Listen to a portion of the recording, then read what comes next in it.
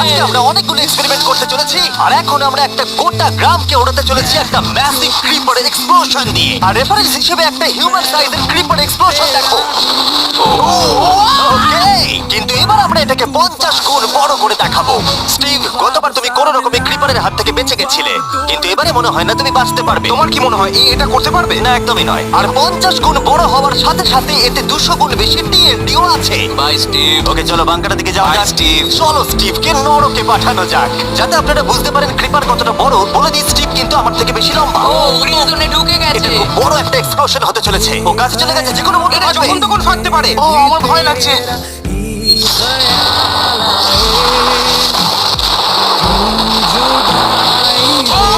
Oh my God! Oh my God! আমি কি বলবো বুঝতে আমি পারছি না। এখনো ভাবছি এটা কি হলো। এটা দারুণ ছিল। এটা করার পারমিশন কে তুমি দেবে? জানো আমরা আমেরিকা নামক দেশে থাকি।